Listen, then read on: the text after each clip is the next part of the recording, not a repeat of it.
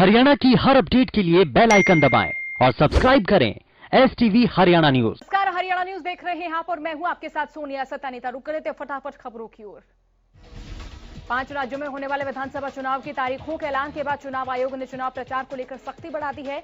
चुनाव आयोग ने केंद्रीय स्वास्थ्य मंत्रालय से चुनावी राज्यों में कोरोना वैक्सीन के सर्टिफिकेट से पीएम मोदी की तस्वीर हटाने के लिए कहा है।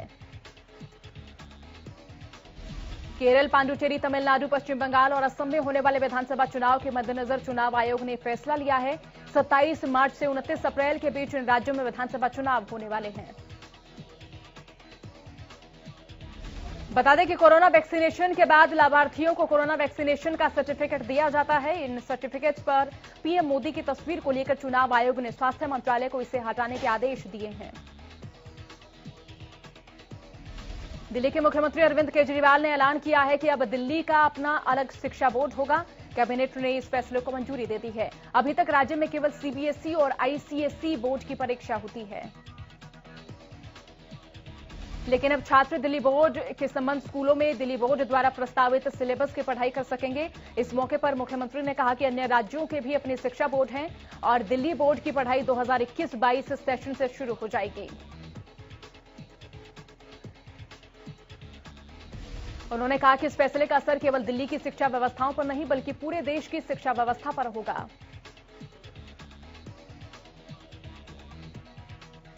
कृषि कानूनों के खिलाफ किसान दिल्ली बॉर्डर पर डटे हुए हैं और किसानों के आंदोलन के 100 दिन बीत चुके हैं।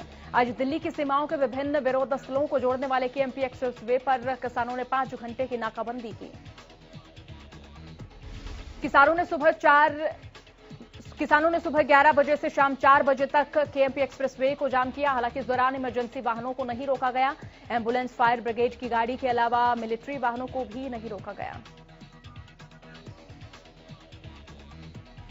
किसान आंदोलन के 100 दिन पूरे होने पर संयुक्त किसान मोर्चा के आह्वान पर चरखी दादरी में किसानों ने काला दिवस के रूप में मनाया।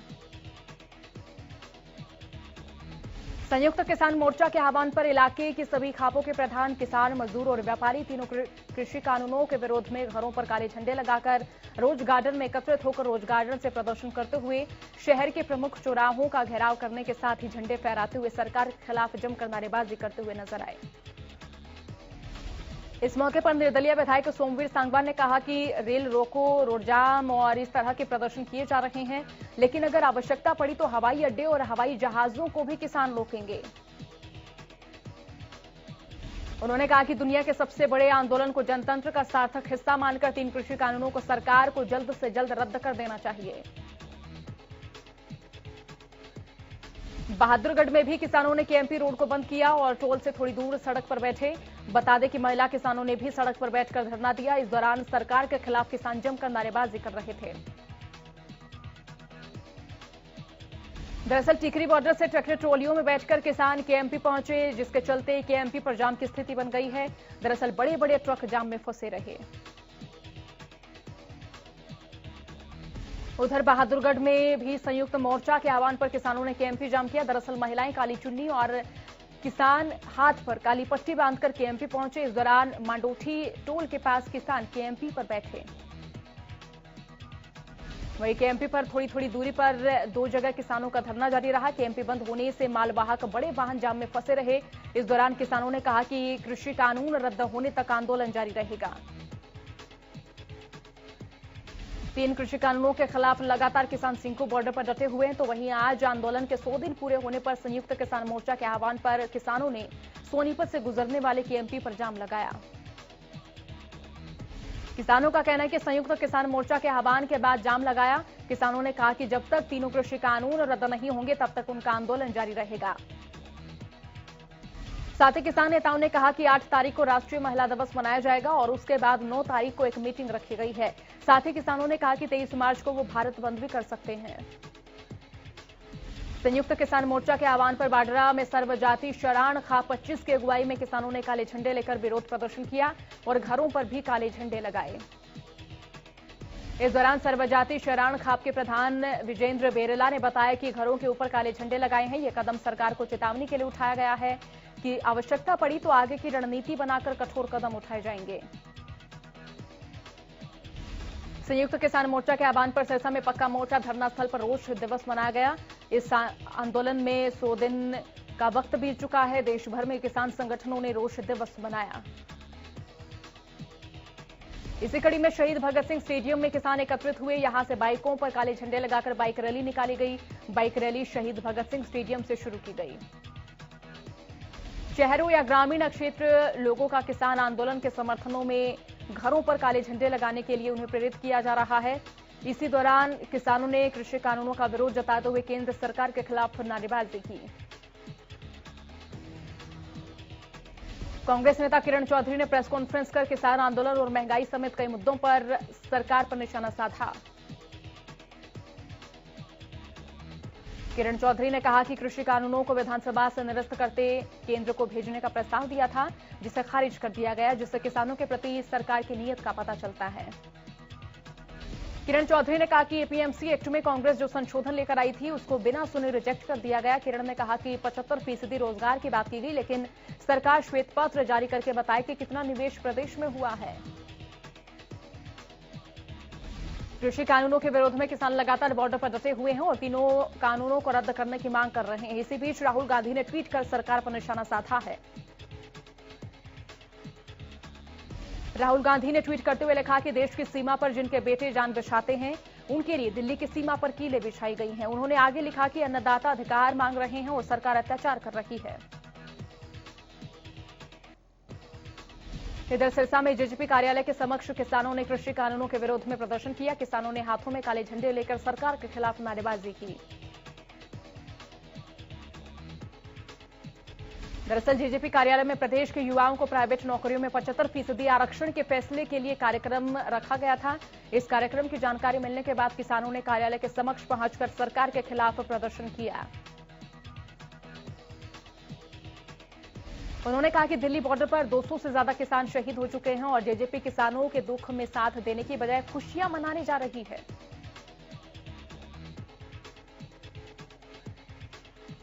हरियाणा सरकार में कैबिनेट मंत्री मूलचंद शर्मा फरीदाबाद के सेक्टर 16 पहुंचे, जहां उन्होंने किसानों की आय बढ़ाने पर बात रखी। कैबिनेट मंत्री ने कहा कि किसानों की आय दोगुनी करने के लिए भाजपा सरकार नया कृषि कानून लेकर आई है,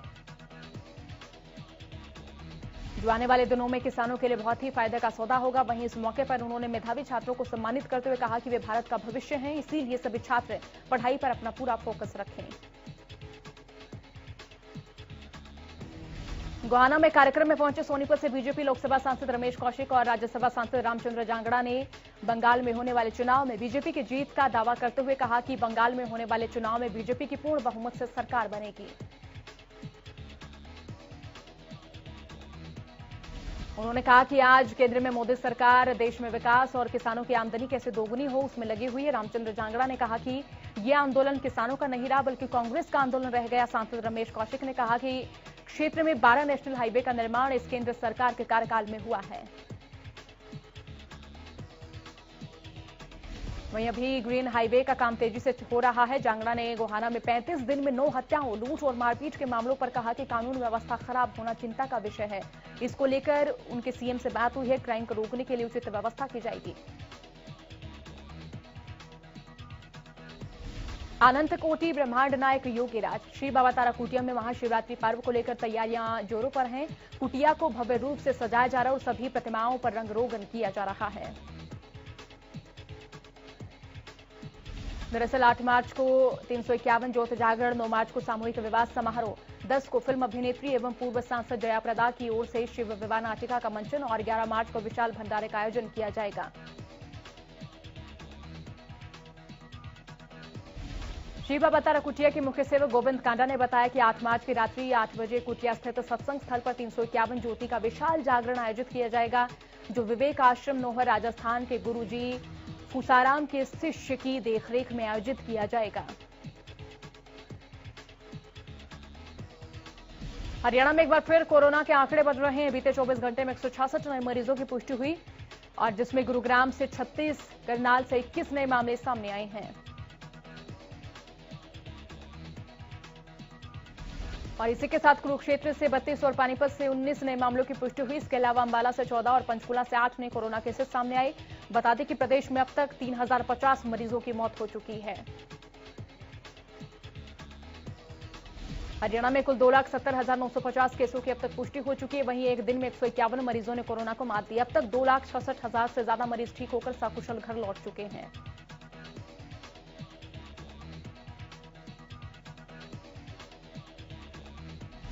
फतेहाबाद में सेना भर्ती के लिए कोरोना की फर्जी रिपोर्ट तैयार किए जाने का मामला सामने आया। दरअसल रतिया की एक फोटो स्टेज की दुकान पर कोरोना की फर्जी रिपोर्ट तैयार कराई जा रही थी।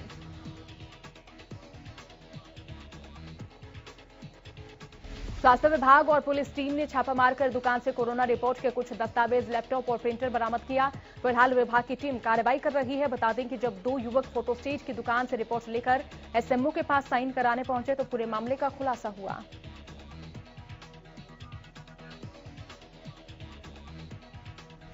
एसएमओ ने पुलिस को सूचना दे दी है और वहीं पुलिस कोरोना की कितनी फर्जी रिपोर्ट तैयार कर रही है और कितने रुपए में ये रिपोर्ट दी जा रही थी उसको लेकर भी पूछताछ कर रही है।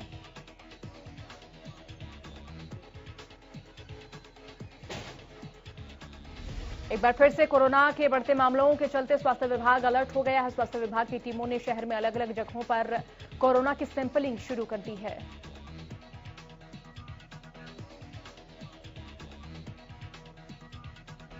शनिवार को सिरसा के रेलवे फाटक के पास एक टीम तैनात की गई। इस टीम ने कई लोगों के सैंपल लिए और इसके अलावा लोगों को मास्क लगाने के लिए जागरूक भी किया जा रहा है।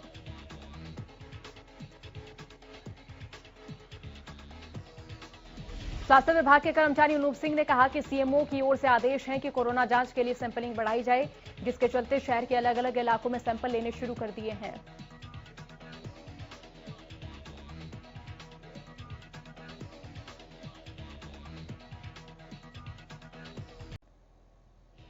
हरियाणा सरकार ने सख्त नियमों के साथ दोबारा स्कूल खोलने के निर्देश दिए थे, लेकिन महेंद्रगढ़ जिले में निजी स्कूल संचालक हरियाणा सरकार के नियमों की धज्जियां सरेआम उड़ा रहे हैं। यहां ना तो सोशल डिस्टेंसिंग का पालन हो रहा है और ना ही मास्क के लिए बच्चों को प्रोत्साहित किया जा रहा है। बच्चे बसों में ठूस ठूस कर भरे जा रहे हैं और उनके जीवन से खिलवाड़ किया जा रहा है। भले ही सरकार कितने भी नियम क्यों न बना ले, लेकिन निजी स्कूल संचालक बच्चों की जिंदगी के साथ खिलवाड़ करने से बाज नहीं आ रहे हैं। महेंद्रगढ़ जिले की एक बड़ी संस्था जिस पर हरियाणा सरकार के मंत्री मेहरबान हैं, ऐसे में आप अंदाजा लगा सकते हैं कि उस स्कूल पर कार्रवाई कैसे की जा सकती है। मंत्री कोटे से जिला महेंद्रगढ़ की आरपीएस स्कूल को करीब 31 लाख से ज्यादा की ग्रांट दी गई। बावजूद इसके यही स्कूल आज बच्चों की जिंदगी के साथ खिलवाड़ कर रहा है। हालांकि जब खंड शिक्षा अधिकारी से बातचीत की गई तो उन्होंने कहा कि कार्रवाई का भरोसा जरूर दिया गया है। सिरसा जिले में बिजली विभाग ने बिजली चोरी करने वाले लोगों के खिलाफ शिकंजा कसना शुरू कर दिया है। बिजली विभाग बिजली चोरी करने वाले लोगों के खिलाफ अभियान में जुटा हुआ है। अब तक बिजली महकमे ने बिजली चोरी के मामले में 500 लोगों की चेकिंग की थी। उनमें से 192 चोरी के मामले पकड़े गए हैं। अब तक विभाग ने 47 लाख की चोरी पकड़ी है। सिरसा बिजली विभाग के अधीक्षक अभियंता चंद्रशेखर जाखड़ ने इस मामले की जानकारी दी है। उन्होंने बिजली चोरी करने वाले लोगों को आगाह करते हुए कहा कि अगर कोई शख्स बिजली चोरी करते पकड़ा जाता है तो उसके खिलाफ विभाग कड़ी कार्रवाई करेगा। गोहाना के सिटी पार्क में Haryana PWD mechanical workers union संबंधित सर्व कर्मचारी संघ हरियाणा के पदाधिकारियों की मीटिंग हुई। इस मीटिंग का नेतृत्व जिला प्रधान ओम प्रकाश मलिक ने किया। सिंचाई, जन स्वास्थ्य, भवन और मार्ग निर्माण विभाग के पदाधिकारियों ने हिस्सा लिया। सरकार से मीटिंग में कर्मचारियों की मांगों को कैसे मनवाने के लिए रणनीति पर चर्चा की गई। कर्मचारियों ने कहा कि हमारी सरकार से मांग है कि कच्चे कर्मचारियों को पक्का किया जाए और नहर के बेलदारों को 3rd क्लास में शामिल किया जाए। सरकार से मांग है कि जल्द से जल्द कर्मचारियों की मांगों को पूरा किया जाए, नहीं तो आने वाली 14 मार्च को करनाल में सीएम हाउस का घेराव किया जाएगा, जिसको लेकर सभी कर्मचारियों को तैयार रहने और बढ़ चढ़कर हिस्सा लेने को कहा गया है। NH52 national highway Hisar Rajgarh road Siwani Mandi को जोड़ने वाली वार्ड नंबर 2 की मेन गली की हालात पिछले 1 साल से बद से बदतर है। सीवर ओवरफ्लो और नगर पालिका की लापरवाही से उखाड़ी गई इस सड़क को 1 साल होने पर भी पब्लिक हेल्थ डिपार्टमेंट समाधान नहीं करवा सका, जिससे नाराज कॉलोनी वासियों ने आज सरकार और पब्लिक हेल्थ डिपार्टमेंट के खिलाफ रोष प्रदर्शन किया।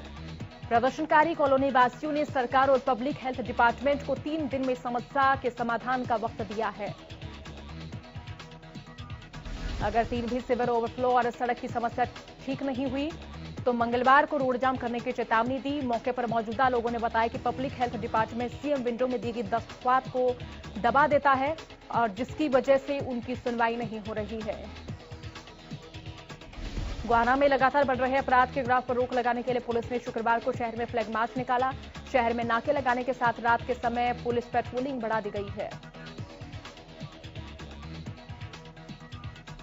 दरअसल गोहाना में पिछले दिनों एक ज्वेलर से नकाबपोश बदमाश करीब 20 लाख के गहनों को लूटकर फरार हो गए थे।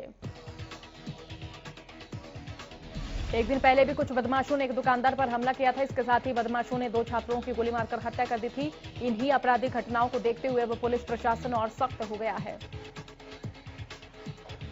गांव फिरोजपुर कला के लोगों के लिए नया पुल जी का जंजाल बन गया है। इस पुल के कारण फिरोजपुर कला के लोगों को पीने के पानी से लेकर तमाम मूलभूत सुविधाओं के लिए नहर के दूसरी ओर जाना पड़ता है, जिसमें वो नहर के ऊपर बने पुल का इस्तेमाल करते हैं। लेकिन इस पुल की हालत बेहद जर्जर हो चुकी है।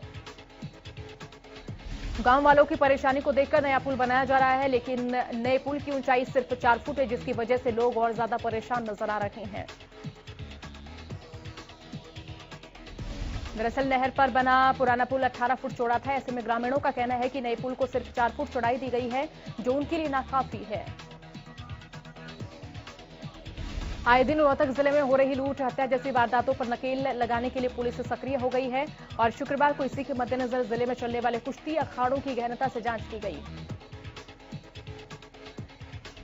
पुलिस ने अखाड़े में रहने वाले सभी पहलवानों की आईडी प्रूफ लिया और यही नहीं, अखाड़ा संचालकों और प्रशिक्षकों को दिशा निर्देश दिए और भविष्य में भी इस तरह की जांच चलते रहने का रोड मैप तैयार किया।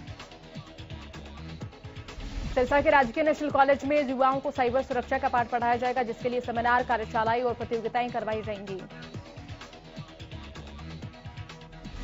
कॉलेज के प्रिंसिपल डॉक्टर संदीप गोयल ने जानकारी देते हुए बताया कि अभी कॉलेज में परीक्षाएं हो रही हैं। परीक्षाएं खत्म होने के बाद कार्यशालाओं का आयोजन करवाया जाएगा। करनाल में इन दिनों बेटी बचाओ का नारा साकार होता नजर आ रहा है। करनाल के बाहरी गांव में लड़कियों की संख्या बढ़ती नजर आ रही है। करनाल बेहतर लिंगानुपात में साल 2020-21 के लिए जिले के संद में पड़ने वाले गांव बाहरी को बेस्ट विलेज अवार्ड के लिए चुना गया है।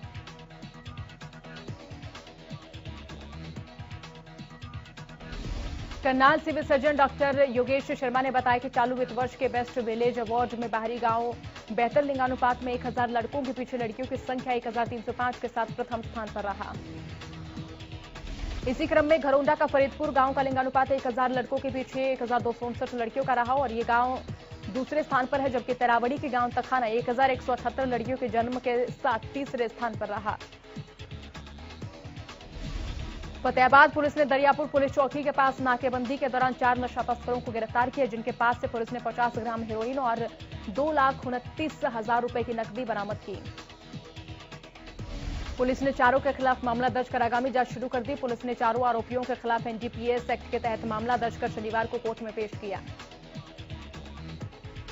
भिवानी के गांव हालुवास में एक महिला को उसके देवर ने ही मौत के घाट उतार दिया। बताया जा रहा है कि महिला पर तेजधार हथियार से कई बार वार किए गए।